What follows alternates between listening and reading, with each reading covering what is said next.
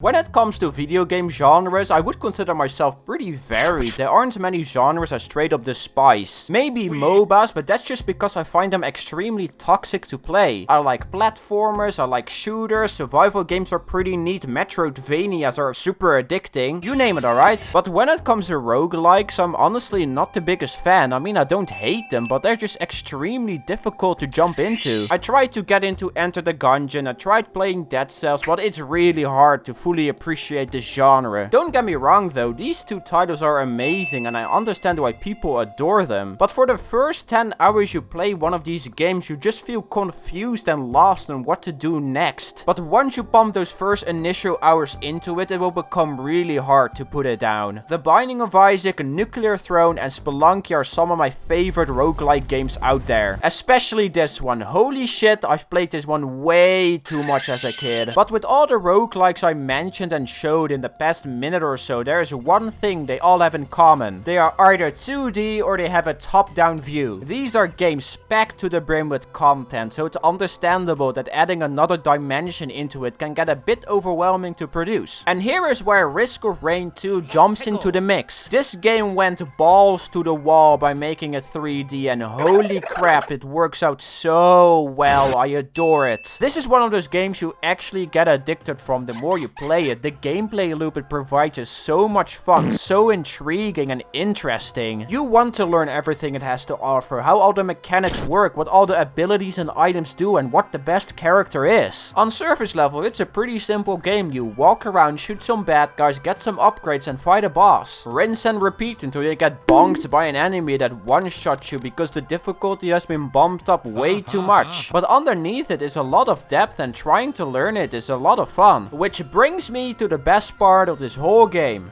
The items. Some of these are insane, I'm not even joking. Of course you got your basic stuff like taking less damage, attacking quicker and faster movements. But there are also more rare items that make you fire missiles, get an extra double jump, make lightning jump all over the place, or make enemies explode when you kill them. There are also these blue lunar items that give you an upside and a downside. So the trick is not to just take them, but to look at your build and decide if it's worth it. You can make some crazy synergies that make you feel like a god. And that's not even mentioning that you can stack them. Yeah, you can have 250 goat hooves if you want and become Sonic the Hedgehog. Or have 300 ukuleles and make lightning spaz out all over the place. It's a lot of fun making your own build and trying to get it as insane as possible. My favorite item is without a doubt Brain Stalks. This brain looking thing makes you enter a frenzy for 4 seconds every time you kill an elite, which basically means you can spam all your abilities and make it rain destruction. It honestly feels so good to destroy everything in your path, like you're some sort of big baby that got mad because his DS was taken away at 12 o'clock midnight. But mom, I wanna play the Mr. Bean DS game, come on! You have a total of 10 characters to choose from and each one of them has a unique playstyle. You can go full melee if you select Mercenary, Loader or Accurate and jump around like a monkey, or be the engineer from Team Fortress 2 and put down turrets to defend yourself. I don't really have a personal favorite because I think each and every one of them is pretty good and fun to play. While everyone except Commando, he just kinda exists for some reason. Certain items are also better for certain characters like the Focusing Crystal, which increases damage while you're close to an enemy. If you're a melee character, it's fantastic. If you're not, it's